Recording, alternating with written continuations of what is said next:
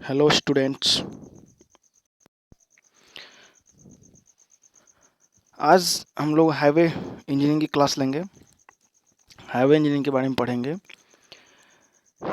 तो ये देखिए, ये हमने कुछ पीपीटी बनाई है। इस पीपीटी में लगभग हमारा पूरा सिलेबस कवर हो जाएगा, ठीक है। और बाकी की चीज़ें आप लोगों को जो लगता है कि नहीं समझ में आया, उसको आप लोग बुक से भी थोड़ा हिंदी उसका देख लीजिएगा। देखिए, पहले हम देखते हैं इसमें कंटेंट क्या क्या है। पहला है आपका इंट्रोडक्शन, फिर road, earthwork, pavement, type of pavement, road type, roadway construction, equipment, between road construction procedure और कंक्लूजन। यानी आपका हाईवे इंजीनियरिंग क्या होता है, उसका इंट्रोडक्शन दिया जाएगा। रोड रोड बेसिकली किस लिए होता है, क्या काम है उसका, किस टाइप के रोड होते हैं, ये आपको बताया जाएगा। अर्थवर्क अर्थवर्क में फिलिंग करना है, कटिंग करना है, ठीक है, कंप्रेस करना है अर्थ को, उसमें आपका अर्थवर्क में आएगा। पेवमेंट आपका जो सरफेस होता है उसे पेवमेंट बोला जाएगा। टाइप ऑफ पेवमेंट, पेवमेंट के टाइप, रोड टाइप, ठीक। अब रोडवे का कंस्ट्रक्शन कैसे होना है, ये कंस्ट्रक्शन, और ये कौन कौन से इक्विपमेंट मशीनरी यूज होती हैं, और बिटवीन रोड का कंस्ट्रक्शन का प्रोसीजर बताया जाएगा, ठीक है। तो हम आते हैं पहले इंट्रोडक्शन पे। इंट्रोडक्शन में है, development of a country depend on the connectivity of various places with the adequate road network. पहला पॉइंट है, यानी किसी कंट्री का डेवलपमेंट यानी विकास जो है, जो वहाँ की सड़कें होती हैं उन पे निर्भर करता है। किसी भी कंट्री का विकास, डेवलपमेंट वहाँ की सड़कों पे डिपेंड करता है। क्यों? क्योंकि सड़कें ही क्या करते हैं, विभिन्न प्लेसों को एक दूसरे से जोड़ती हैं, कम्युनिकेशन का साधन होती हैं, जिससे कि ट्रांसपोर्ट का काम हो सकता है।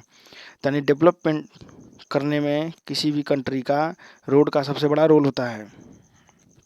दूसरा पॉइंट क्या है, road constitute the most important mode of communication in area where railway have not developed much.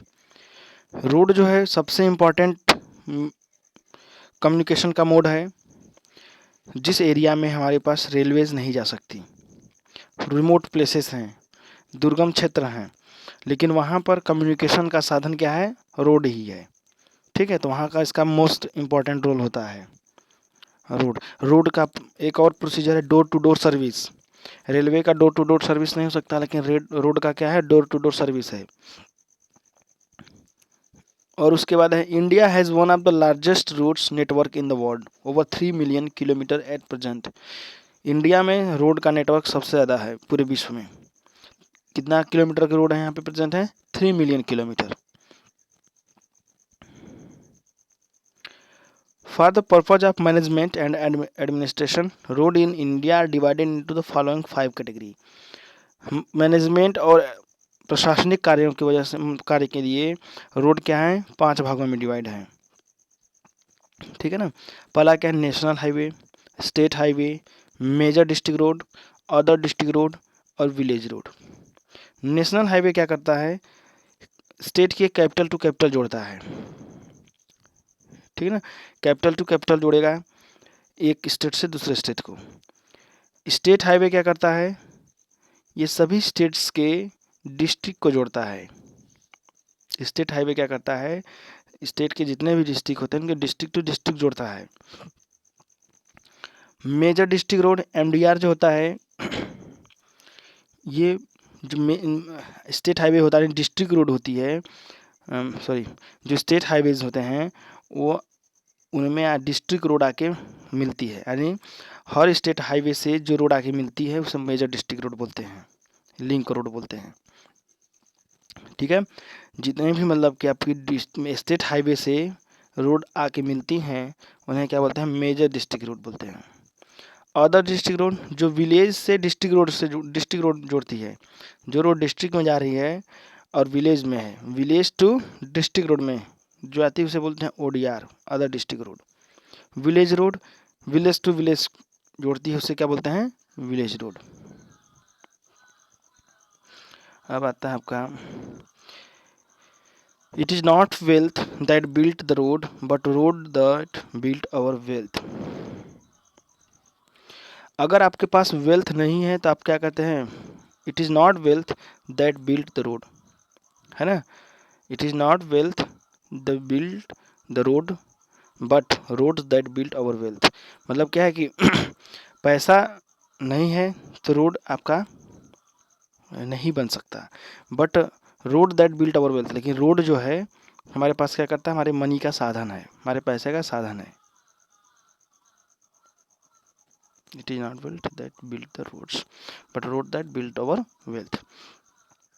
अब देखिए इंडियन में रोड नेटवर्क क्या है, करंट स्टेटस क्या है। National highway 58,112 kilometre, state highway 1,37,119 kilometre, major district road 4,70,000 kilometre, village and other road 26,50,000 kilometre, total 33,15,231 kilometre. ठीक है। NH less than 2% of network but carry 40% of traffic. मतलब national highway जो है पूरे रोड नेटवर्क का 2% से भी कम है, लेकिन टोटल ट्रैफिक का 40% कैरी करती हैं, यानी सबसे ज़्यादा व्हीकल उसी पे चलते हैं। अब आता है road. Road are defined as route or path that begin at one destination and lead to another. Road है एक, रोड को डिफाइन किया गया एक रूट है, एक पाथ है, एक रास्ता है जो एक पॉइंट, एक स्थान से दूसरे स्थान यानी डेस्टिनेशन तक पहुंचाने का कार्य करता है।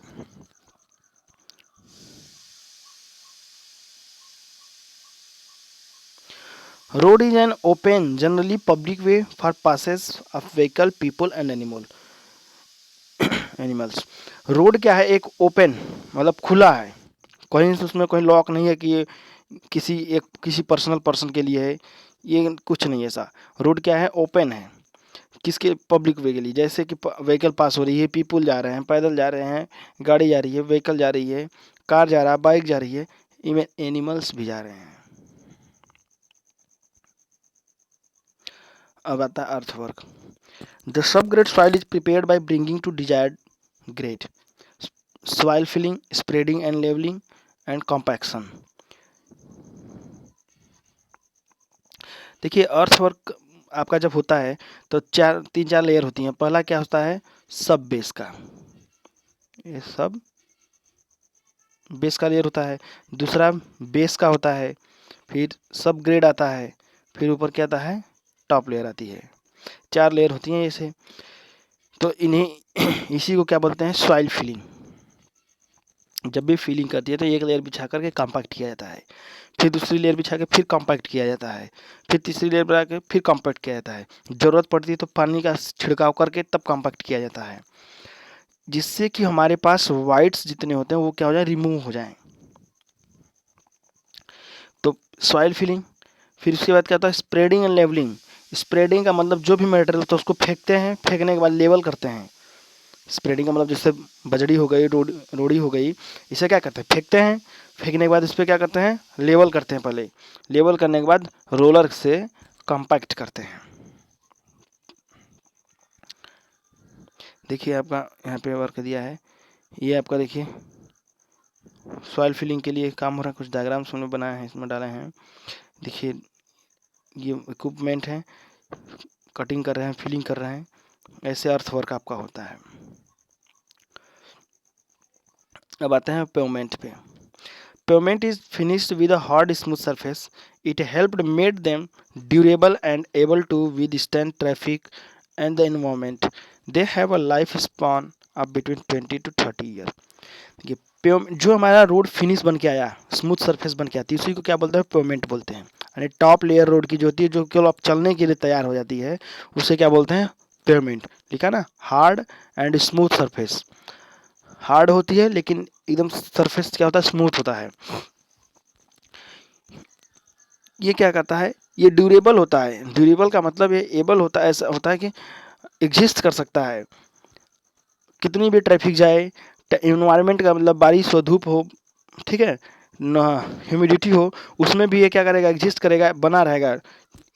इसका कोई मतलब कि टूटेगा फूटेगा नहीं, इसलिए बोला गया है ड्यूरेबल। और विद स्टर्न ट्रैफिक का मतलब आपका भारी से भारी ट्रैफिक व्हीकल जाएगा तो भी इस पर कोई इफेक्ट नहीं पड़ने वाला है। अब लेकिन जितने के लिए डिजाइन किया गया होगा उससे अधिक कर ले जाएंगे तो फिर ड्यूरेबल नहीं रहेगा।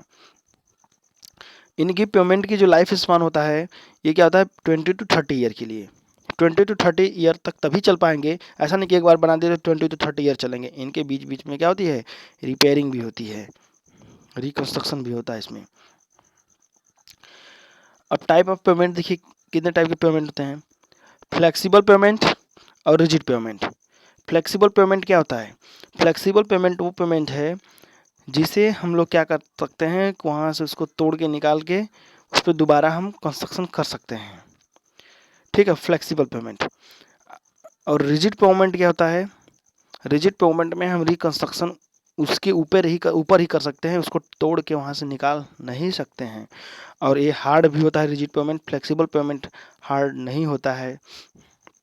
इनके बीच के जो इंटरमालिकुलर यानी गिट्टियों के बीच में जो हमारे पास मटेरियल होता है वो बिटुमिन होता है। बिटुमिन क्या होता है, उसका प्रॉपर्टी इलास्टिक जैसी होती है, तो उनके बीच में फ्रिक्शन भी कुछ और क्या कहते हैं इलास्टिक वाली प्रॉपर्टी आती है फ्लेक्सिबल में, लेकिन रिजिड पेमेंट में कोई इलास्टिक प्रॉपर्टी नहीं है, इसलिए इसमें फ्रिक्शन ज़्यादा होता है, फ्लेक्सिबल में फ्रिक्शन कम होता है। फ्लेक्सिबल पेमेंट वैसा है कि आपका जैसे समर का दिन आ गया, गर्मी का दिन आ गया, टेम्परेचर बढ़ेगा तो बिटुमिन क्या होती है, मेल्ट करती है, पिघलती है, तो वहाँ रोड वहाँ आप क्या कहते हैं, जब रोड व्हीकल चलेंगी तो उनके टायर में वो चिपक जाता है और वो टूटने की कगार पे आती हैं। लेकिन रिजिड पेमेंट में ऐसा कुछ रूल नहीं है, ठीक है। फ्लेक्सिबल पेमेंट में ठंडियों के मौसम में श्रिंकेज होता है, यानी विटामिन सिकुड़ जाती हैं तो उनके बीच में क्रैकिंग आने लगती है। तो फ्लेक्सिबल पेमेंट जनरली इस बात से कहा गया है क्योंकि इलास्टिक की प्रॉपर्टी होती है विटामिन में, ठीक है, इसलिए फ्लेक्सिबल है। और इसको फ्लेक्सिबल और भी बोला गया इसलिए कि इसको इसके लेयर को हटा करके दूसरी लेयर बिछा भी सकते हैं। रिजिड पेमेंट में ऐसा नहीं है। रिजिड पेमेंट आपका सीमेंट कंक्रीट से बनता है।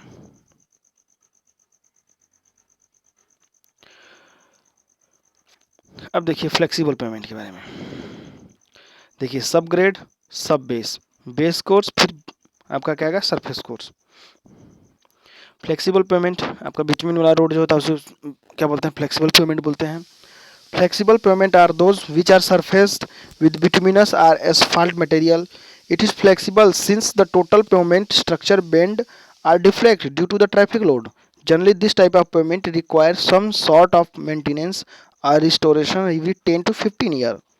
मतलब इसने बोला कि जो फ्लेक्सिबल पेमेंट होते हैं ये आपका जो सरफेस उसका होता है किसका बना होता है, बिटुमिन या एसफाल्ट का। एसफाल्ट भी बिटुमिन का एक ग्रेड है, ठीक है।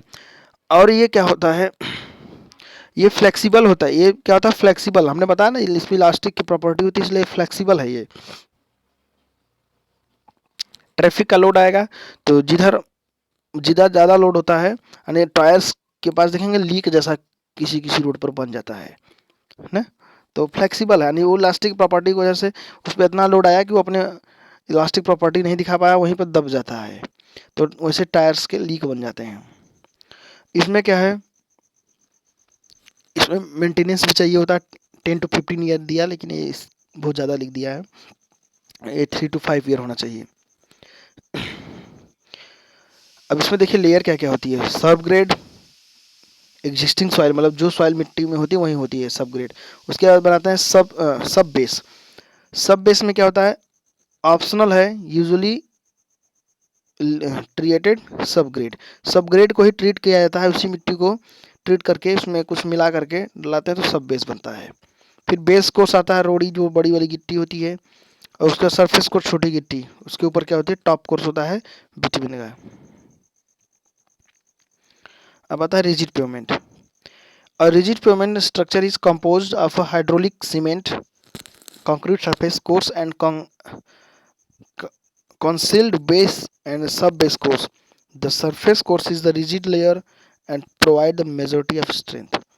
देखिए यहाँ पर 3 लेयर तो वैसे रहेंगी, सब ग्रेड, सब बेस कोर्स, लेकिन ऊपर जो हमारे पास वहाँ पे सरफेस वाला था, टॉप सरफेस था, यहाँ पे कंक्रीट का रहेगा। बोला तो जाएगा इसे भी सरफेस ही, तो ये बनेगा किसका, हाइड्रोलिक सीमेंट, यानी वाटर और सीमेंट के साथ कंक्रीट बना करके और रोड़ी के साथ इसका बेस तैयार किया जाता है। Concealed base and sub base layer and provide the majority of strength, और स्ट्रेंथ की क्या आते हैं, मेजोरिटी, यानी सबसे अधिक स्ट्रेंथ देते हैं, प्रोवाइड करते हैं। Well in case of rigid pavement most of the load carries by slab itself, ठीक है ना, मतलब कि जब रिजिड पेमेंट होता है इस पे जो लोड आता है वो अधिक से अधिक इस स्लैब ही बियर कर लेता है। इनमें नीचे ट्रांसफर बहुत कम करता है। फ्लेक्सिबल में जो भी टॉप सरफेस पे आएगा लोड उसको डायरेक्ट वो नीचे लेयर बाय लेयर ट्रांसफर करते हुए अर्थ पे पहुंचा देगा। लेकिन इसमें रिजिड पेमेंट में क्या होता है, अधिक से अधिक लोड को ये सर्फ स्लैब ही कैरी कर लेता है। Slab itself and slide load goes to the underlying strata, और थोड़े थोड़े लोड को, बहुत कम लोड को अंदर वाले स्ट्रेटा ने अंदर वाले लेयर पे भेजता है वो। इनके भी मेंटेनेंस का जो ईयर है 5 to 7 ईयर है। रोड टाइप, अब देखिए रोड कौन कौन से टाइप होता है, earth road and gravel road, water bound macadam road, bituminous और ब्लैक टॉप रोड, और cement concrete road. Earth road जो पहले वाले समय में थी, मिट्टियों की रोड, मिट्टी की रोड होती थी, मिट्टी की रोड होती थी। ग्रेवल का मतलब उसमें जो छोटी छोटी गिट्टियाँ डाल के उसको कंप्रेस कर दिया जाता था, बरसात के दिनों में कीचड़ न हो, तो इसलिए उसका ग्रेवल रोड भी है, earth road and gravel road. Water bound macadam road, water bound macadam road उसके बाद आया जिसमें जो बड़े वाली स्टोन होती है, पेबल्स होते हैं ना, पेबल्स यानी ग्रेवल से जो बड़े होते हैं उनको जो मोरम आती है, मोरम के साथ मिला करके पानी के साथ मिला करके, यानी पानी का छिड़काव करके उस पर कॉम्प्रेस करते हैं, तो वो बनता है वाटर बॉन्ड मैग्डम रोड, जो रेड टाइप की होती थी। मोरम और पेबल्स जो सफ़ेद सफ़ेद स्टोन होता है छोटा वाला, उसके साथ मिला करके मिक्स करके पानी के छिड़काव के साथ उसको कंप्रेस किया जाता है, तो जो रोड बनती है उसको बोलते हैं WBM। उसके बाद आता है बिटुमिनस और ब्लैक टॉप रोड। बिटुमिनस यानी जो बिटुमन के साथ बनती है, यानी ब्लैक यानी जिसका सरफेस काला होता है, उसे बोलते हैं bituminous road. Cement concrete road जिसमें स्लैब की तरह ढाल के बनाते हैं सीमेंट और कंक्रीट का यूज करके, उसे बोलते हैं सीमेंट कंक्रीट रोड।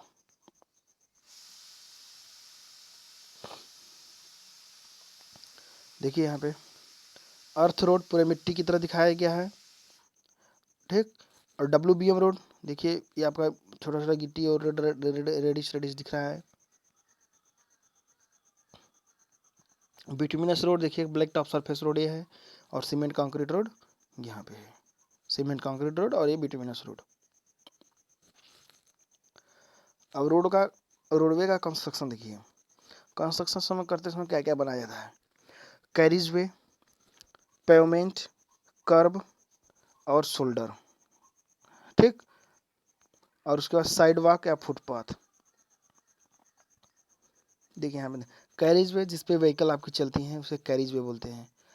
कर्ब, कर्ब आपका कैरिज वे और जो हमारे पास फुटपाथ होता है या फिर शोल्डर होता है उसके बीच में हमने क्या करना है, एक इतनी हाइट का उठा दे देना है, राइज कर देना है, जिससे कि व्हीकल हमारे शोल्डर के पास उस पर ना जा पाए, इसलिए थोड़ा सा हाइट दे करके ये हमारे पास डिवाइडर बना देते हैं, तो इसे बोलते हैं कर्व। कर्व बनाने का भी है, बीच में हमारे पास जो रोड होती है उसको ऐसे ढाल दे देते हैं, तो जो वाटर यहाँ का होगा वो कर्व से किनारे ड्रेनेज होती है, यहाँ से पानी रुक करके नीचे आपका ड्रेनेज में चला जाता है। अब है शोल्डर, शोल्डर देखिए आपका, ये देखिए आपका कैरिज वे, ये बीच में क्या है कर्व, और ये क्या है शोल्डर। शोल्डर बनाया जाता है जनरली, देखिए ये काम शोल्डर का फुटपाथ का भी हो जाता है, साइकिल बाइसिकल वे का भी हो जाता है, और जो गाड़ियाँ हमारे पास जो बीच में मतलब ख़राब हो जाती हैं उनको यहाँ पे साइड में लगा करके उनका मेंटेनेंस भी किया जाता है। अरे या फिर जो गाड़ियाँ आपके स्टॉप है, रुकी हैं, उनको रेस्ट करना है, वो शोल्डर पे ही अपना काम करती हैं ना, अब कैरिज वे पे नहीं रुकती हैं। ये इसलिए किया गया क्योंकि एक्सीडेंट का कारण कम बने।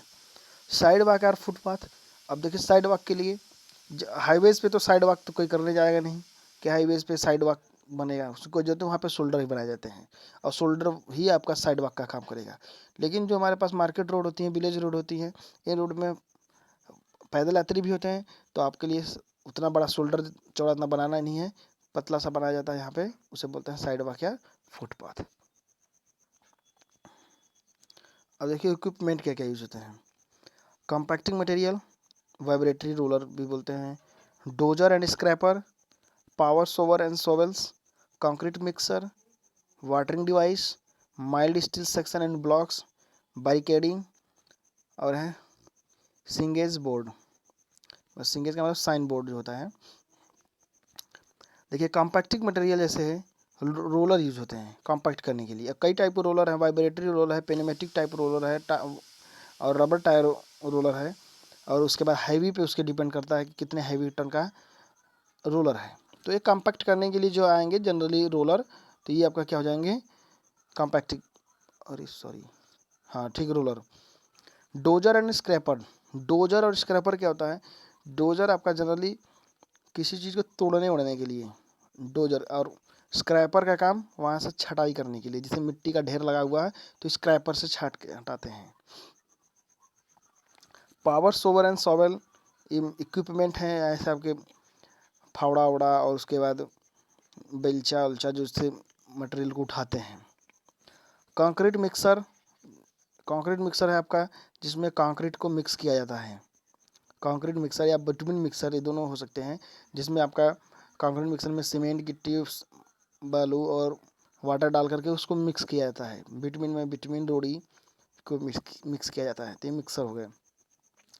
वाटरिंग डिवाइस, जिससे हमें वाटर कैरी करते हैं उससे वाटरिंग डिवाइस बोलेंगे। Mild steel section and blocks, steel का काम जितने होते हैं उसको माइल्ड स्टील सेक्शन बोलते हैं। ब्लॉक्स, बैरिकेडिंग, रास्ता रोकने के लिए, जहाँ पे काम हो रहा है वहाँ पे कोई आए जाए ना उसके लिए बैरिकेडिंग बनाई जाती है। और साइन बोर्ड, वहाँ बैरिकेडिंग बना कर साइन बोर्ड लगा दिया जाता है कि यहाँ पे ये काम हो रहा है, जैसे लिखा था ना कि रास्ता दाहिनी तरफ से, ऐसे बना करके लिखा था ना, कार्य प्रगति पर है लिखा जाता है, तो उसे बोलते हैं साइन बोर्ड। देखिए आपका वाइब्रेटरी रोलर है ये रहा।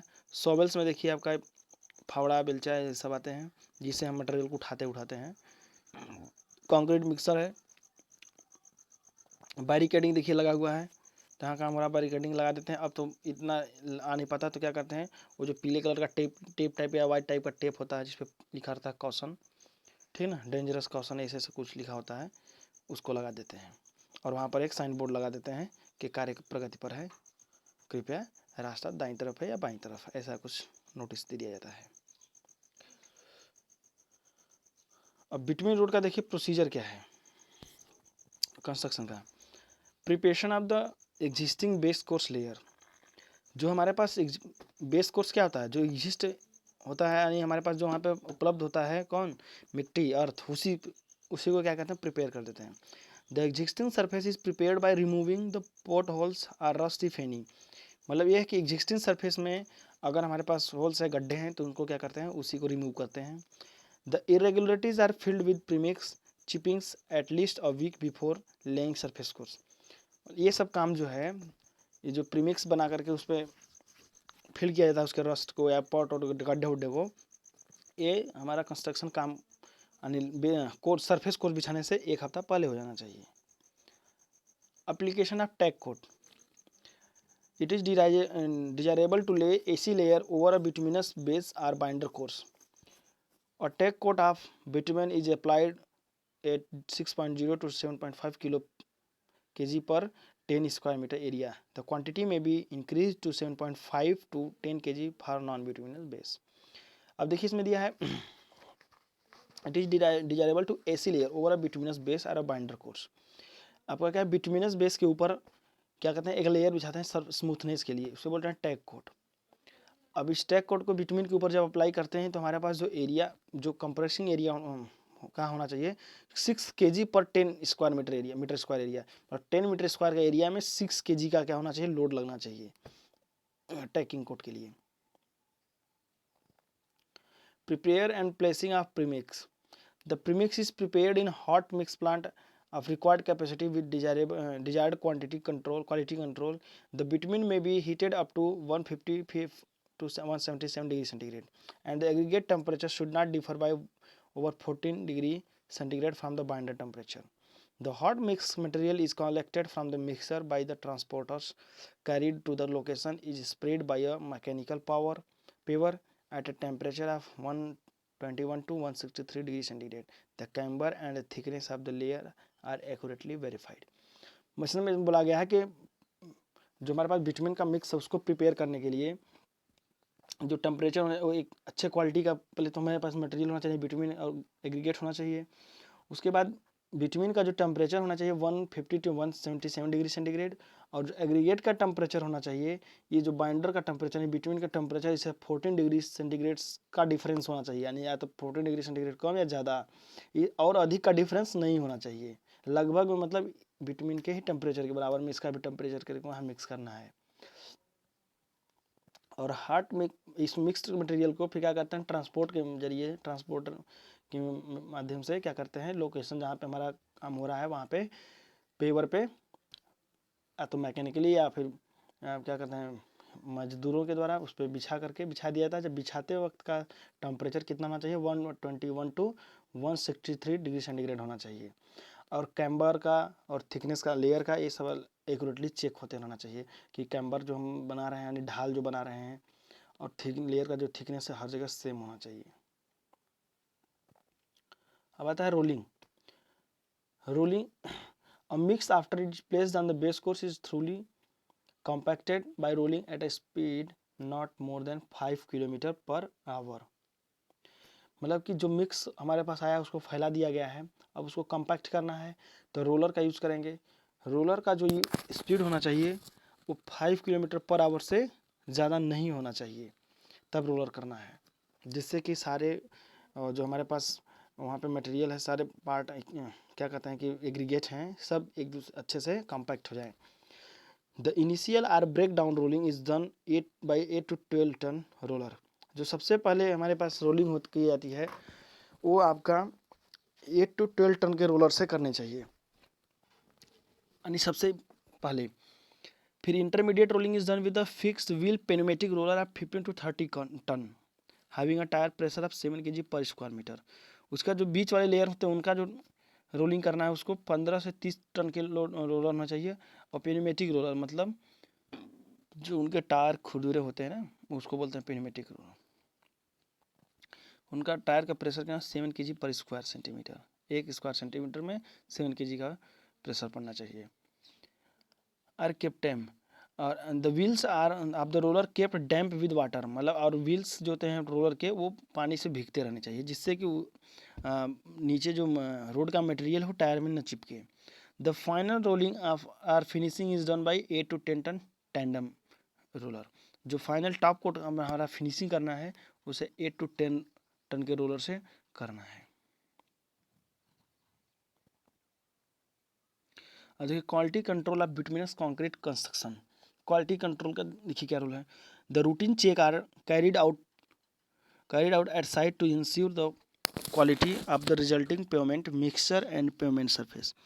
क्वालिटी कंट्रोल का देखिए काम क्या होता है कि हमारा डे टू डे हमारे पास जो काम हो रहा है उसका पर डे चेक होना, उसमें आपका मटेरियल का मटेरियल चेक होता है, मटेरियल का ग्रेड चेक होता है। जैसे एग्रीगेट किस ग्रेड का यूज हुआ है, एग्रीगेट का कंप्रेसिव स्ट्रेंथ क्या है, बिटुमिन का ग्रेड क्या है, बिटुमिन का फायर पॉइंट फ्लश पॉइंट जो दिया गया है यूज़ करने के लिए वही यूज हो रहा है, कोई गलत तो यूज नहीं हो रहा है। जिस टेम्परेचर पे हमको मिक्स करना है वो टेम्परेचर अचीव किया कि नहीं किया, ठीक है। अगर जो अब उसको स्प्रेडिंग किया गया है एग्रीगेट को, मिक्स को, बिटुमिनस मिक्स को स्प्रेड किया गया, फैलाया गया है, तो उसका थिकनेस प्रॉपर है कि नहीं है, कहीं ज़्यादा कहीं कम तो नहीं है, कैम्बर सही से जिस ढाल कैम्बर प्रोवाइड करना है वो कैम्बर आ रहा है कि नहीं आ रहा है, कर्व जो बनाया जा रहा है वो सही बन रहा है कि नहीं बन रहा है, हर चीज़ का day to day routine check होता है, उसी को क्या बोलते हैं क्वालिटी कंट्रोल। यानी क्वालिटी हमारी गिरनी नहीं चाहिए किसी भी कारण, इसलिए डेली टू डे, ये नहीं कि आपका 2-3 दिन का काम होगा तब चेक करेंगे, नहीं, आज का काम हुआ आज की क्वालिटी कैसी रही, कल का काम होगा कल की क्वालिटी देखी जाएगी, ठीक है ना। इसलिए डेली रूटीन में क्वालिटी कंट्रोल का काम यही होता है कि हमें अपना step by step quality check करना है। ये नहीं कि आपका मिक्स हो गया उधर ये हो गया अब आपकी थिकनेस चेक कर रहे हो, और जब ग्रेड ही नहीं सही रहेगा तो थिकनेस रह के क्या करेगा आपका। तो आपका क्वालिटी स्टेप बाय स्टेप आपका हर एक क्वालिटी चेक करनी है, इसलिए उसका क्या नाम होगा, इसलिए क्वालिटी इंजीनियर रखे जाते हैं इसी काम के लिए। कंक्लूजन देखिए आता है निकल के अब क्या, fundamental of road construction consist of the following topic. देखिए construction management overview, construction management overview यानी आपका कंस्ट्रक्शन काम होने से पहले क्या होना चाहिए, एक मैनेजमेंट होता है, मैनेजमेंट के जो लोग होते हैं वो सारे काम को एक दूसरे में डिवाइड कर लेते हैं, ठीक है, और मैनेजमेंट अपना काम करेगा, उसी को क्या बोलते हैं, construction management overview. Preliminary investigation, पहले क्या करते हैं, इन्वेस्टिगेशन करते हैं जहाँ पे कंस्ट्रक्शन काम होना है, ठीक है, साइट इन्वेस्टिगेशन भी बोल सकते हैं उसको, लेकिन पहले होता है इसलिए प्रिलिमिनरी बोल दिया है।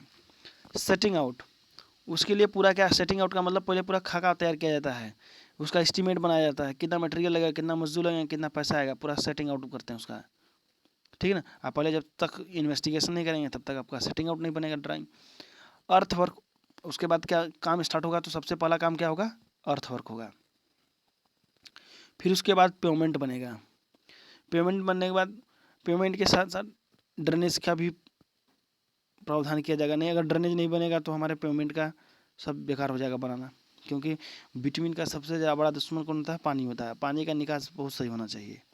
उसके बाद रोड साइड, रोड साइड आपका बनता है, रोड मार्जिन होती है, और रोड साइड का काम है जैसे होता है पैदल यात्रियों के लिए जाने के लिए भी, बाइसिकल भी आने के लिए, और इसका एक मेन और काम होता है कि जब कभी कैरिज वे का चौड़ीकरण होता है, यानी बढ़ाया जाता है, रोड के चौड़ा को ज़्यादा चौड़ा किया जाता है, तो रोड साइड को ही मर्ज किया जाता है, ठीक है। तब आपका ये आपका हाईवे कंप्लीट हुआ। इसकी थ्योरी के लिए क्या करना है, आपको बुक से पढ़ लेना है। हमने हाईवेज का लगभग में, हमको लग रहा है इसमें सारा सिलेबस ही कंप्लीट हो गया, ठीक है ना। बाकी और बुक से पढ़िए आगे, और देखते हैं अगर है सिलेबस में कुछ छूटा हुआ तो उसको भी देखते हैं अभी। ओके, धन्यवाद, मन लगा के पढ़िए और घर पे रहिए, सुरक्षित रहिए, अपने परिवार वालों को भी सुरक्षित रखिए। ओके, धन्यवाद।